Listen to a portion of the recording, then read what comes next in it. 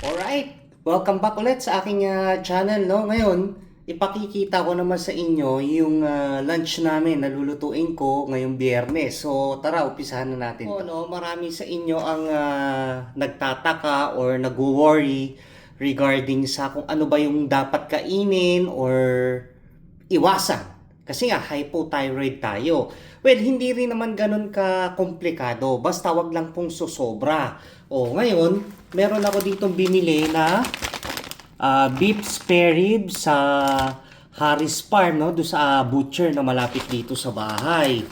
Well, kung mag-beef naman kami ng family ko, twice a month lang.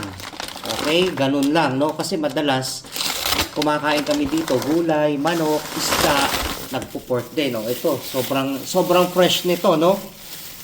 Bagong katay. So, kulang-kulang 1 kilo nakabili ako. Of course, pag sinabi mong nilaga, hindi dyan mawawala ang mga tradisyonal na gulay. Kagaya ng repolyo, no? Konti lang naman. Sabi nila, bawal daw sa may hypothyroid. Well, konti lang. Hindi naman everyday. Okay, hindi naman mayak-maya. Meron din ako ditong potato. Ayan, yung malaki na, no? Tapos, meron din tayong mais, of course. No? Ayan. Para mas malasa yung ating sabaw. Sakto, malamig ngayon. Well, ang maganda naman, bumababa na yung temperature.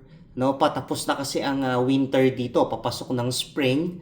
So, kahit papano, yung dating 4-5 degrees Celsius, nagiging 15 na lang, 18, mga ganyan. So, kahit papano, ito, hindi na ako nagja-jacket. So, meron din ako ditong beans. Okay? So, hindi naman tayo palagi. At least may gulay tayo, may meat tayo. Balance. May mga fiber ka na, may protina ka pa, may carbohydrates din tayo. Of course, yung rice natin. So, hindi siya ganon ka-komplikado. Pagkain Pinoy pa rin. No? So, ito, habang nagpapakulo tayo, nagpapalambot tayo ng meat, no? Kwentuhan muna tayo. Well, huwag kayong masyadong magpa-stress sa pagkain. Basta sumunod lang naman tayo dun sa tama. Ang sikreto kasi dito, guys, kung ikaw lagi ka pa rin gumagamit ng mga pampalasa, yung mga maaalat, sobra-sobra mag-asin, nakasawsawang ka pa, isipin mo yung adobo mo, medyo maalat na. Gagamit ka pa ng patis mansi, ng toyo mansi, hindi naman na maganda sa katawan yon. So, medyo lubay-lubay na tayo pagdating sa mga ganong bagay kasi hindi siya nakakatulong. Baka imbis na hypothyroid ang problem natin o hyperthyroid, baka sumabay dyan ang hypertension. O kaya naman, magkaroon ka na sakit sa bato, no? So, hanggat maaari, doon na tayo sa healthy lifestyle, no? Kasi, usually naman, sa atin, kaya naman natin kontrolin pero kung dadagdagan natin ng kakaiba, kagaya ng sobra tayo sa alat, sobra tayong magsawsawan, hindi naman na maganda. Kaya hanggat maaari, iwasan nyo na.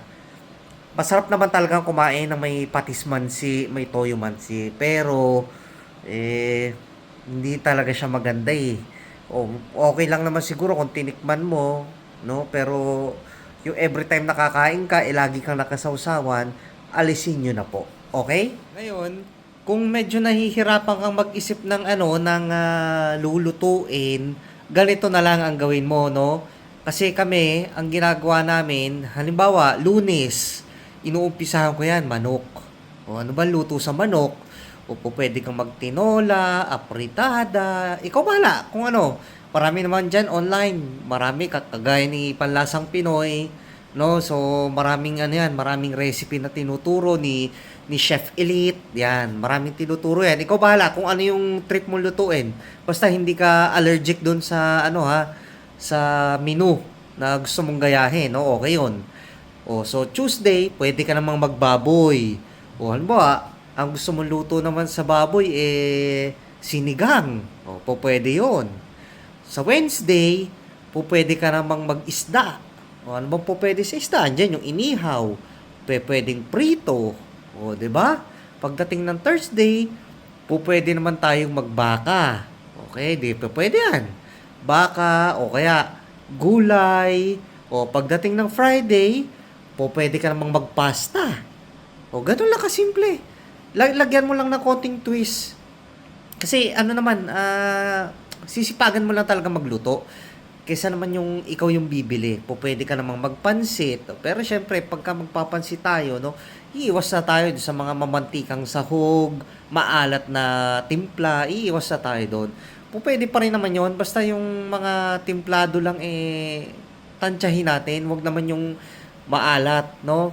So, ganun lang. Pagdating ng weekend, pwede ka namang mag-carbonara, mag-spaghetti. Oh, yan. Hindi mahirap. 'Di ba? Gulay, pwede ka mag-Caesar salad or ano, clubhouse sandwich. Pwede yon. Hindi naman komplikado. Hanggat maaari, ikaw ang magluto. Ikaw ang mag-prepare ng pagkain nyo, no? Kasi nga, ikaw nakikita mo kung ano yung mga ingredients na ginagamit mo doon sa niluluto mong pagkain o piniprepara mong pagkain, di ba? Hindi sobra sa asin. Yun naman kasi yung pumapatay sa atin, yung sobra-sobra sa asin. Isipin mo, ang kailangan lang ng katawan natin, isang kutsarita sa isang buong araw. Pero pagka bumili ka ng pagkain, ang ginamit na asin doon, Diyos ko, yung kinokonsume natin, umaabot yata ng isang kutsara, 2 kutsara. So, pwede tayo magkaroon, no, ng high blood or hypertension kung ganong kadaming asin ang nakukonsume mo. Plus, gagamit ka pa ng ketchup. Akala mo yung ketchup walang asin, ha? Meron din yan. Mukha lang wala dahil matamis na maasim. Pero kung babasahin mo yung label niya, ayun, makikita mo kung gaano kadami ang sodium niya. So ayun nga, hindi naman din mahirap ang ano no, ang mag-prepare, basta ang gawin mo, maglista ka na. Halimbawa sa susunod na linggo, naka-plot na, ganun talaga. Naka-plot na kung ano yung mga lulutuin mo, kung ano yung mga ipapalengke mo. So medyo talagang mag-a-adjust na tayo. Isama mo na sa budget mo o kaya sa ano mo no, sa plano mo. Yun nga lang, may time din na nakakatamad magluto, hindi naman din talaga maiiwasan 'yan. Syempre pagka gano'n, hahanap ka ng alternative, no? Kung gusto mo namang kumain ng labas, pipiliin mo kung saan ka pupunta, no? Kung ano yung fast food chain o restaurant na kakainan mo kasi syempre alam mo naman na medyo maselan na tayo pagdating sa ganyan, no? Umiiwas na rin tayo. Pero sabi ko nga, hindi naman palagi. Kung minsan gusto mo talaga kumain ng fast food, gusto mong kumain ng burger or ng fried chicken sa labas, it's okay.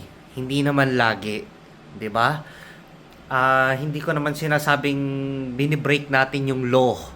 No, ini-stretch out lang natin. Hindi naman palagi, totoo naman 'yon. 'Di ba? Nag fast food ka ngayong linggo, o di the following month na lang ulit. So, ganun lang naman. Hindi naman ganun hindi naman ganun tayo kagrabe kumain ng fast food. May mga pagkakataon din no, na bumibili ko ng pizza pero sabi ko nga sa inyo, bihirang-bihira. Halimbawa, ngayong month bumili ako. Minsan pasusundan 'yon after 2 months pa or after a month pa. So, ganun lang. No? So, enjoy lang natin kung anong meron tayo. Huwag na nating stressin yung mga sarili natin, lalo na pagdating sa pagkain. Basta alam naman natin kung ano yung healthy sa atin at hindi. Okay? So, paano hanggang sa muli, maraming salamat sa inyong panonood. Enjoy your day and God bless everyone.